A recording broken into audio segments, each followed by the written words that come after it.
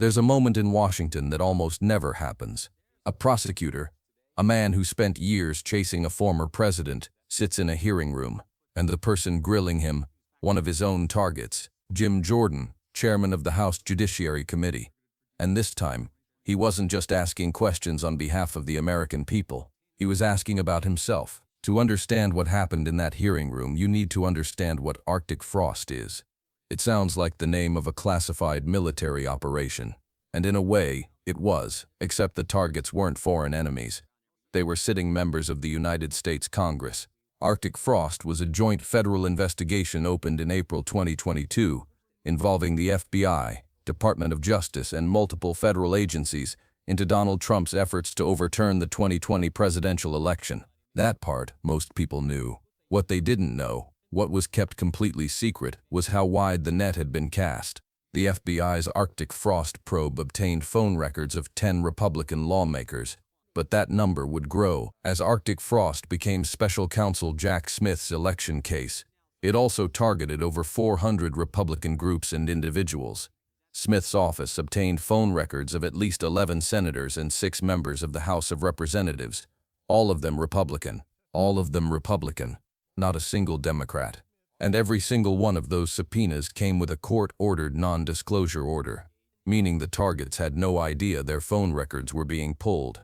None of them knew, including Jim Jordan. A grand jury subpoena was issued on April 25, 2022, without Chairman Jordan's knowledge for all call detail records beginning on January 1, 2020, including records for inbound and outbound calls, text messages, voicemail messages, addresses, sources of payments, IP addresses, and location information. Read that again.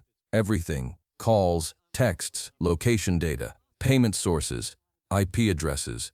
The subpoena was accompanied by a non-disclosure order asserting that notifying Chairman Jordan could result in flight from prosecution, destruction of, or tampering with evidence, intimidation of potential witnesses, and serious jeopardy to the investigation.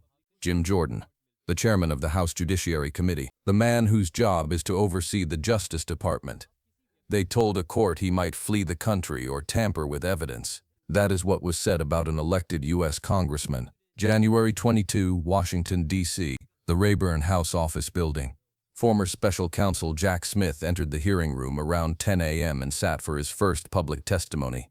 Chairman Jim Jordan gave loud in the hearing and began with an opening statement. This was the moment.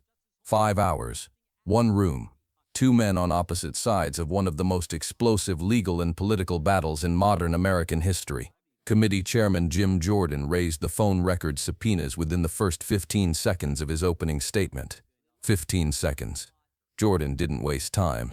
They got my phone records for 2.5 years. Even the Democrats said this was wrong. But of course, we shouldn't be surprised.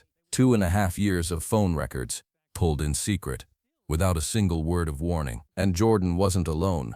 Representative Chip Roy, a Texas Republican whose records were also targeted, raised his voice while questioning Smith, chiding him for your abuse of power. Smith fired back.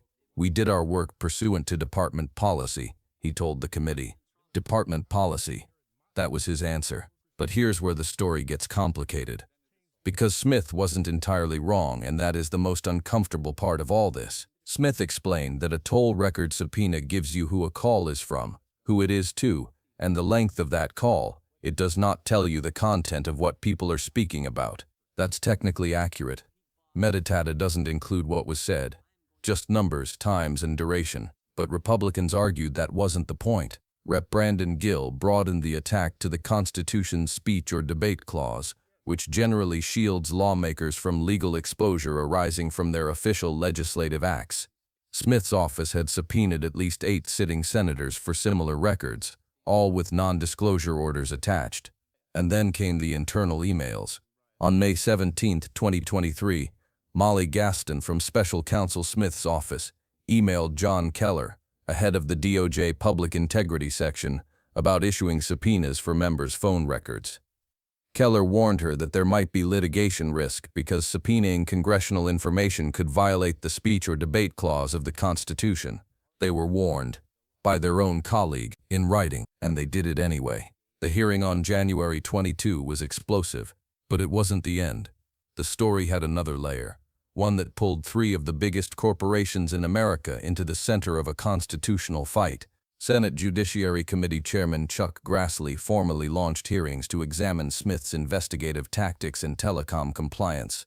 His office identified 84 subpoenas sent to Verizon, AT&T, and T-Mobile. 10 of those subpoenas sought toll records associated with 20 current or former Republican members of Congress.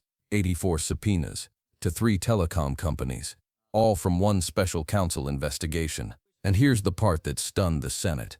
On May 23, 2022, the Senate had entered into a contract with Verizon, one that created an affirmative notification requirement, meaning, if someone comes for a senator's phone records, Verizon was required to tell the Senate sergeant-at-arms.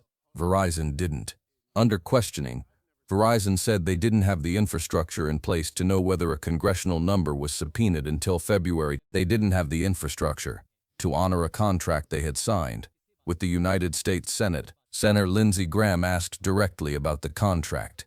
That contract had a clause in it. If anybody comes after a senator's phone records, you will tell us so we can defend ourselves. When the Verizon representative said they had frustrated him, Graham interrupted. No, failed me. You failed to honor the contract protecting all of us. Failed. Not frustrated. Failed. Here's what we now know, confirmed by official documents and congressional testimony. Jack Smith subpoenaed records for over 400 Republican targets as part of Arctic Frost. Over 400. Not 10. Not 20. Attorney General Merrick Garland, Deputy AG Lisa Monaco, and FBI Director Christopher Wray gave personal sign-off to open Arctic Frost. This wasn't a rogue prosecutor acting alone. This went to the top. Rep. Troy Nehls accused Smith of trying to criminalize political speech and spy on Republican members of Congress in violation of the Speech and Debate Clause. It would be dishonest not to give you the other side. Because in that hearing room, Democrats pushed back hard. Rep. Janie Raskin, the top Democrat on the panel, told Smith, "You had the audacity to do your job." Democrats argued the toll records were legally obtained, court-authorized, and used in a legitimate criminal investigation. Smith told the committee that Trump was looking for ways to stay in power following his 2020 defeat. President Trump was charged because the evidence established that he willfully broke the very laws that he took an oath to uphold. Appearing unrattled and composed during the 5-hour hearing, Smith said he would not be intimidated by the president's threats. Two completely different versions of reality. In the same room, on the same day. Here is the question at the center of all of this. Can the executive branch secretly obtain the phone records of sitting members of Congress as part of a criminal investigation? Is that legitimate law enforcement, or the most dangerous kind of government overreach? The answer depends entirely on who you ask.